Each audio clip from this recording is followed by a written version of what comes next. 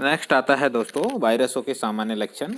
Virus सामान्यतः स्वतंत्र रूप से नहीं पाए जाते हैं और वायरस कोशिका के भीतर यानी कि ऑब्लिगेट इंट्रासेलुलर पैरासाइट के रूप में पाए जाते हैं। वायरस जो अत्यंत सूक्ष्म संरचना होती है और इनको केवल और केवल इलेक्ट्रॉन माइक्रोस्कोप के द्वारा ही देखा जा सकता है। इनकी जो साइज होती है वो 100 से लेकर के 200 मिली माइक्रोन तक होती है।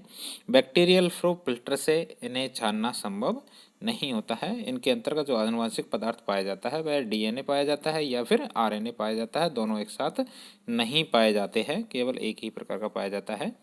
प्राय सिंगल मॉलिक्यूल के रूप में जो पाया जाता है और ये डबल स्टैंडर्ड या सिंगल स्टैंडर्ड हो सकते हैं।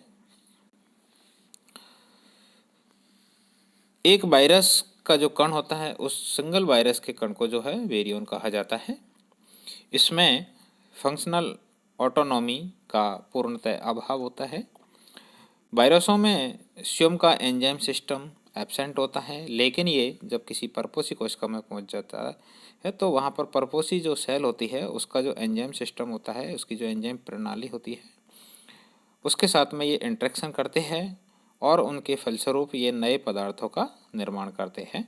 अतः वायरस जो है परपोषी में एक मालिक और गुलाम का रिश्ता अपनाते हैं, यानी कि मास्टर और स्लेव रिलेशनशिप इनके अंतर्गत जो है पाया जाता है।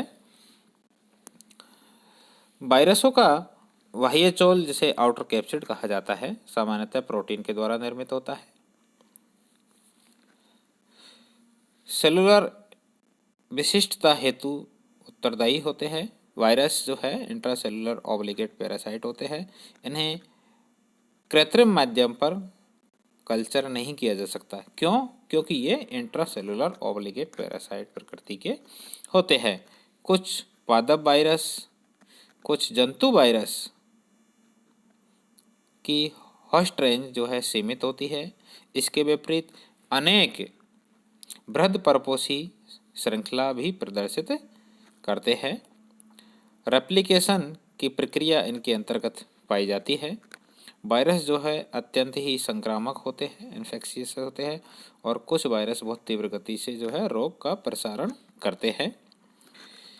विशेष प्रकार की रोग जनकता भी ये वायरस दर्शाते हैं, प्रदर्शित करते हैं, अर्थात एक निश्चित तापक्रम पर जो है परपोषी की कोशिका में सक्रिय होकर के उनमें रोग उत्पन्न करते हैं। अधिकांश जो वायरस होते हैं वो 56 से 60 डिग्री तापमान पर 30 मिनट के लिए रखा जाए तो ये इनएक्टिव हो जाते हैं, निष्क्रिय हो जाते हैं।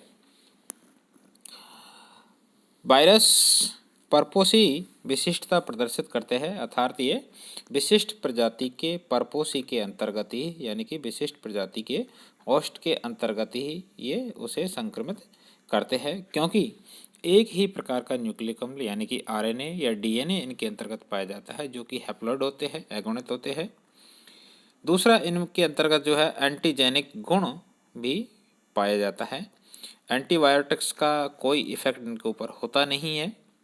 सामान्यतः वायरस 5 से 9 pH के मध्य में इनकी जो जीवन क्षमता होती है वो 5 से 9 pH के मध्य में होती है। ग्लिसरॉल के 50% सॉल्यूशन में लंबे समय तक इनको सक्रिय रूप से रखा जा सकता है। वायरसों के निष्कर्ष: उच्च दाब एवं उच्च ध्वनि आवृत्ति द्वारा इन्हें निष्क्रिय किया जा सकता है। साथ ही ये अनेक पदार्थ जैसे कि इथाइल अल्कोहल है, एसीटोन है, इसमें पार्टिसिपेट हो जाते हैं, प्रेसिपिएट हो जाते हैं, यानी कि अवक्षेपित हो जाते हैं। इसके पश्चात इनको फिर से जल में घोला भी जा सकता है।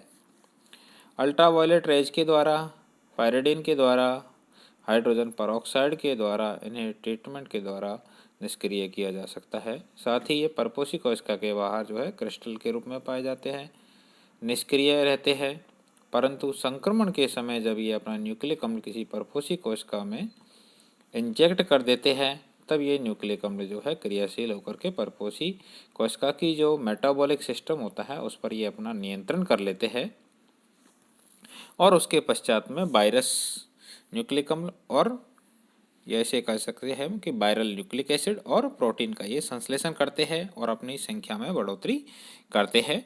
वायरस के जो कण होते हैं जिन्हें वेरियोन कहा जाता है, उन वेरियोन्स का ये निर्माण करते हैं और ये वायरस जो है परपोषी कोशिका की कोशिका भित्ति के टूटने पर ये स्वतंत्र हो जाते हैं और उसके पश्चात में ये न्यू सेल्स को इफेक्ट करते हैं, न्यू सेल्स के ऊपर ये आक्रमण करते हैं। वायरस जो है ताप, विकिरण और रासायनिक पदार्थों के प्रति रेस्पॉन्स अनुक्रिया भी प्रदर्शित करते हैं और अन्य जीवों की भांति इनके अंतर्गत भी वसा, पॉलीसैकेराइड, एंजाइम ये सब इनमें नहीं पाए जाते हैं। इनमें कोशिका भित्ति, केंद्रक, जीवद्रव्य और अन्य सेल ऑर्गेनेल्स का पूर्णतः अभाव होता है। नेक्स्ट आता है वायरसों के, विषाणुओं के अजैविक लक्षण, एबायोटिक लक्षण। पहला मेन लक्षण आता है कि इनके अंतर्गत जीव द्रव्य एब्सेंट होता है, नहीं पाया जाता है। एंजाइम सिस्टम भी इनके अंतर्गत नहीं पाया जाता है क्योंकि ये कोशिका में पहुंचने के बाद में उस सेल का जो एंजाइम सिस्टम होता है उसी का ये उपयोग करते हैं। श्वसन के अंतर्गत जो है नहीं पाया जाता है, एब्सेंट होता है।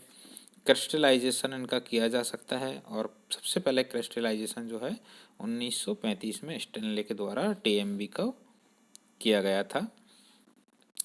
नेक्स्ट आता है कि कल्चर मीडिया में इन्हें ग्रो नहीं कराया जाता, कल्चर मीडिया में इनका संवर्धन संभव नहीं होता है क्योंकि ये ऑब्लिगेट इंट्रासेलुलर पैरासाइट के रूप में पाए जाते हैं। नेक्स्ट आता है कि परमाणु विशिष्ट परपोषी कोशिका के बाहर निष्क्रिय रहते हैं। दूसरा आता है कि विषाणु ऑटोकैटालाइटिक होते हैं अर्थात इनमें प्रकार्यक स्वायत्तता का पूर्णतः अभाव होता है। नेक्स्ट आता है कि विषाणुओं के जैविक गुण कौन कौन से होते हैं। जब कोई विषाणु किसी परपोषी कोशिका में पहुंच जाता है, परपोषी कोशिका में जब ये होस्ट की सेल में उपस्थित होता है तो वहाँ पर ये जो है एक बायोटिक कैरेक्टर जो है शो करते हैं, एक जीवित लक्षण प्रदर्शित करते हैं।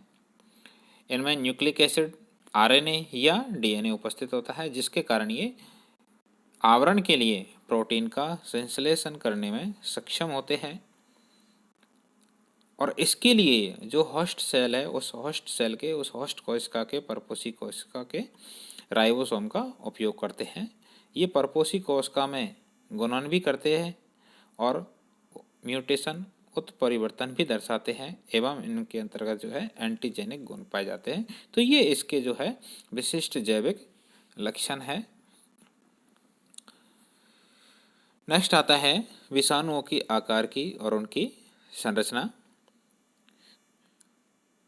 साइज ऑफ वायरस, नॉर्मली जो टीएमबी पाया जाता है उस टीएमबी की साइज जो है 300 नैनोमीटर लंबाई और 20 नैनोमीटर इसका व्यास होता है। स्मॉलेस्ट प्लांट वायरस की बात करें तो tobacco necrosis satellite virus smallest plant virus है जिसकी साइज 17 नैनोमीटर होती है।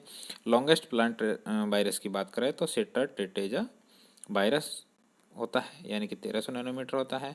और स्मॉलेस्ट एनिमल वायरस की बात करें तो फुट एंड माउथ वायरस जो 10 नैनोमीटर साइज का होता है। और लार्जेस्ट एनिमल वायरस जो है स्मॉल पॉक्स होता है यानी कि बेरियोला वायरस होता है, 400 नैनोमीटर का होता है। शेप की बात करें तो शेप ईंट के आकार का जैसे कि स्मॉल पॉक्स होता है।